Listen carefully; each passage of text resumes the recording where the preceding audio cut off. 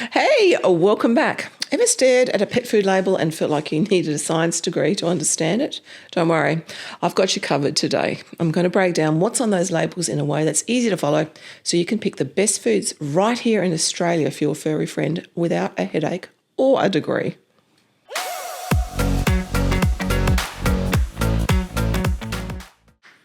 Okay, there's heaps of rules we all have to follow for human consumption or human-grade foods. But man, does the pet food industry bend the rulebook, making it bloody hard to cut through the marketing and to get what is actually in the food you want to give your pets.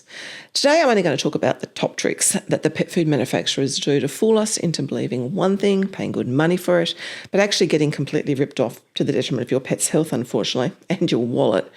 Pet food labels are mostly regulated by the American FDA.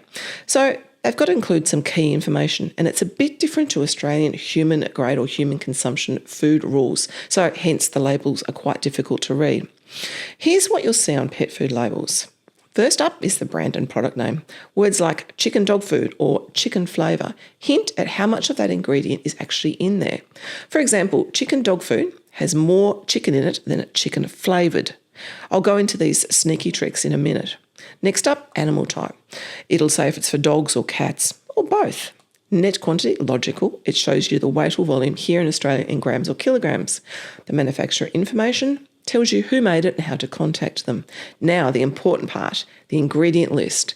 This lists everything in the food, from most to least by weight. No percentages are required, unfortunately, so you'll need to have a little bit of a dig to know what's really in there. I'll explain that in a while. Guaranteed analysis panel, very important. This shows the percentages of protein, fat and fibre. Crude just means how they measured it, not that it's low quality. Then there's nutritional adequacy. Says if the food is complete for a specific life stage, like puppies or seniors, or just for occasional feeding, like treats. Feeding instructions. This tells you how much and how often to feed for a complete and balanced food. Please note that these are always very broad guidelines only. Always feed the animal in front of you. If they gain weight, reduce the amount. Or if they lose weight, increase the amount. Some brands add flashy graphics like a juicy steak picture for beef food, but don't be fooled, that's just marketing BS. The beautiful pictures are not usually in the food at all. They're just there to get you to pick up the product and to buy it. So, the important part, the guaranteed analysis panel. This part shows you the big nutrients, protein, fat and fibre and sometimes moisture. Protein from real meat, like chicken or beef, is best. It's packed with amino acids for your pet that your pet obviously needs. Fats help absorb vitamins like A, D, E and K and healthy fatty acids like omega-3. Moisture is key for digestion. Raw or canned foods have 65 to 75% moisture, like wild prey would, whilst dry kibble is only 6 to 10%, which can stress your pet's kidneys terribly. Carbs. Now, they usually are not listed, but you can estimate them. So 100% of the bag, protein plus the fat plus the fibre, the amount that you've got left over out of weight equals the amount of carbs that are in that bag. Obviously, carbs need to be kept low, as too many can lead to weight gain and obviously many other health problems. Now, good versus questionable ingredients. This is a tricky one. This is the important part here. Ingredients can sound like a chemistry book, but if you need a dictionary to understand them, they're probably not great. For proteins, stick to name meats like chicken or beef. Avoid vague terms like meat meal or meat byproduct or animal digest. These are low quality ultra-processed leftovers.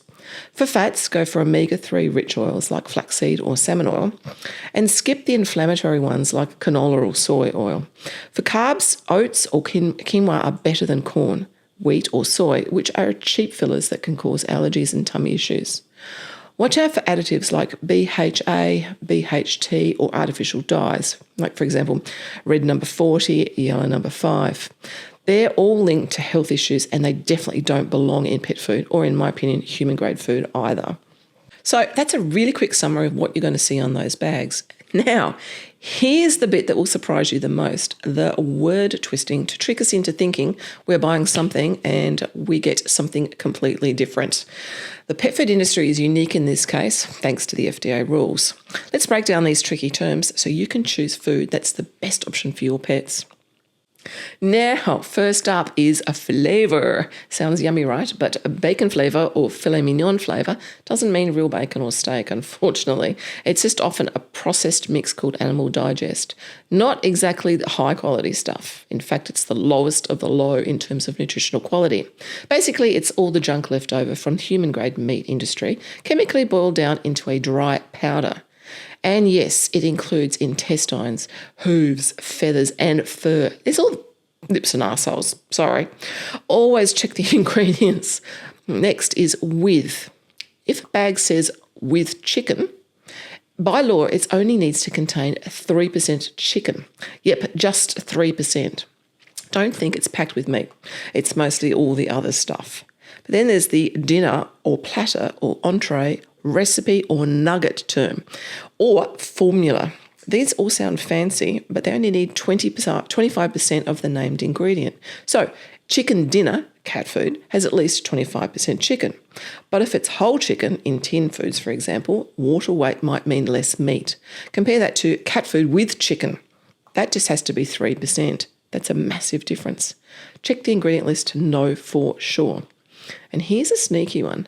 A label might list meat first, making it seem meatier than a competitor's meat meal, but the whole meat is 75% water, while meat meal has water removed, so it's mostly just the protein, even though it's a really poor quality.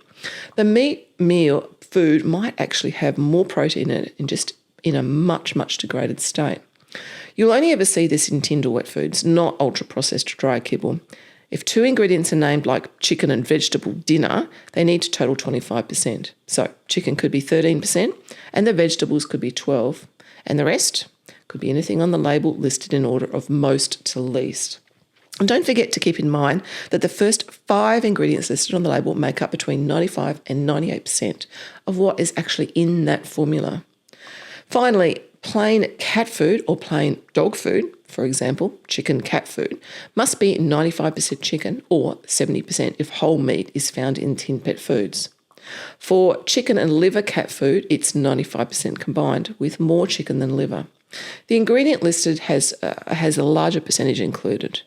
So what those percentages are is anyone's guess, although there is no regulations regarding declaring them, unfortunately.